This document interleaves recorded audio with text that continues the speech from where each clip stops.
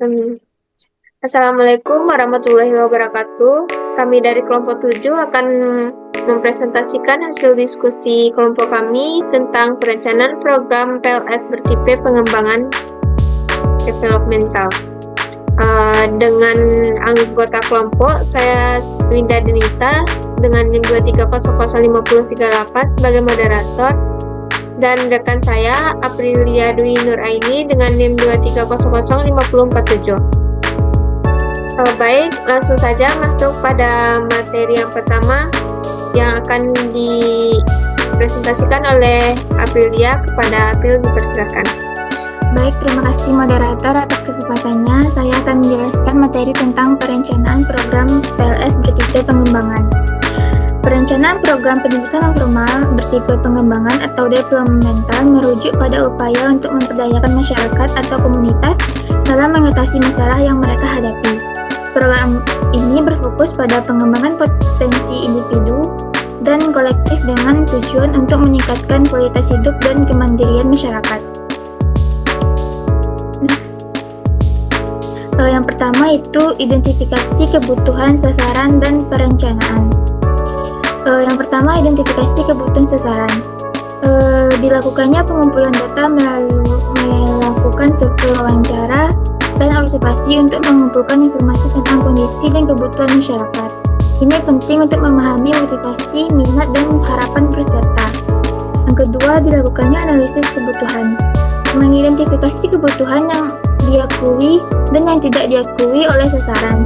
Hal ini membantu dalam menentukan apa yang perlu dipelajari dan sumber daya apa yang tersedia untuk mendukung pembelajaran tersebut.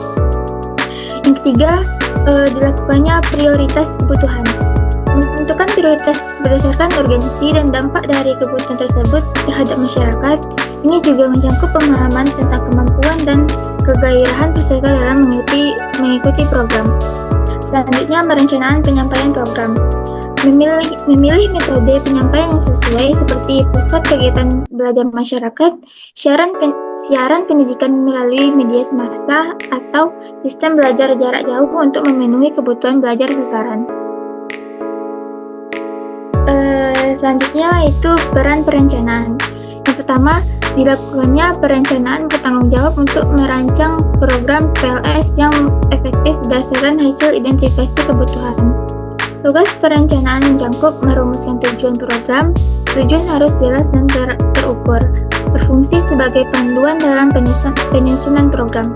Yang kedua, menetapkan strategi pelaksanaan. Memilih strategi yang tepat berdasarkan analisis situasi dan kebutuhan sasaran. Ini termasuk menentukan lokasi, waktu, pelaksanaan, serta metode pembelajaran yang akan digunakan. Selanjutnya, dilakukannya evaluasi berkelanjutan.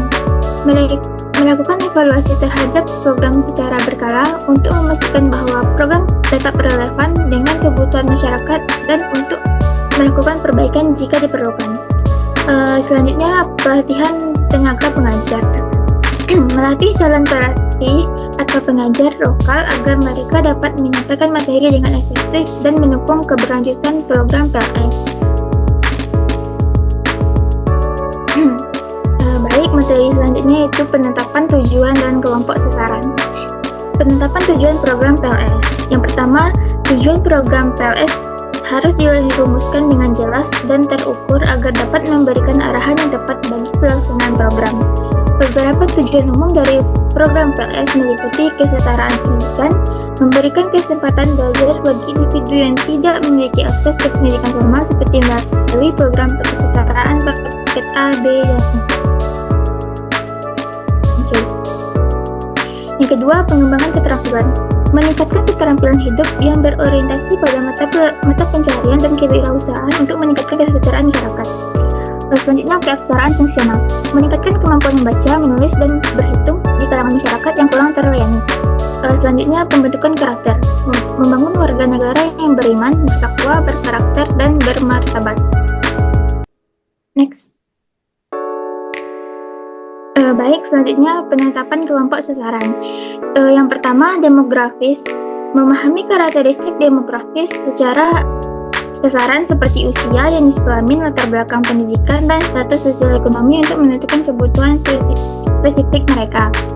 Yang kedua yaitu motivasi dan minat. Mengidentifikasi motivasi, kecenderungan, dan minat peserta untuk memastikan bahwa program yang dirancang akan menarik bagi mereka. Yang ketiga yaitu keterlibatan peserta. Melibatkan peserta dalam proses perencanaan untuk memastikan bahwa program memenuhi harapan dan kebutuhan mereka. Yang terakhir yaitu kebutuhan belajar. Mengidentifikasi kebutuhan belajar yang disadari dan tidak disadari oleh sasaran untuk merancang materi pembelajaran yang tepat. Baiklah, sekian dari saya kembalikan kepada moderator. Materi selanjutnya itu tentang kerjasama. Kerjasama dalam perencanaan program pendidikan non-formal bertipe pengembangan atau developmental sangat penting untuk mencapai tujuan yang diinginkan. Kerjasama ini melibatkan berbagai pihak, termasuk masyarakat, pemerintah, lembaga pendidikan, dan pemangku kepentingan lainnya.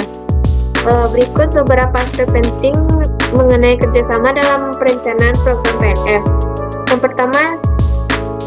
Yang pertama yaitu identifikasi kebutuhan. Kerjasama antara pengelola PNF, masyarakat, dan pemangku kepentingan lainnya diperlukan untuk mengidentifikasi kebutuhan dan masalah yang dihadapi oleh komunitas.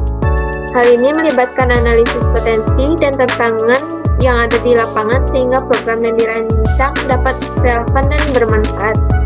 Yang kedua yaitu pemberdayaan masyarakat.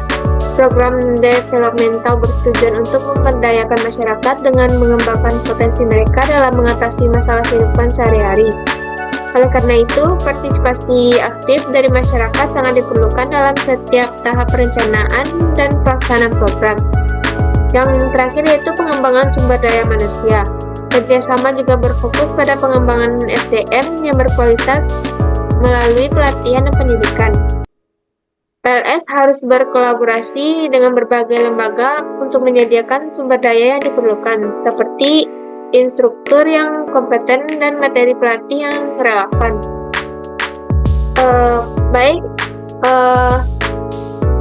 Jadi kesimpulan dari materi kami yaitu perencanaan program PLS tipe pengembangan atau developmental menekankan pentingnya keterlibatan para peserta dalam seluruh proses.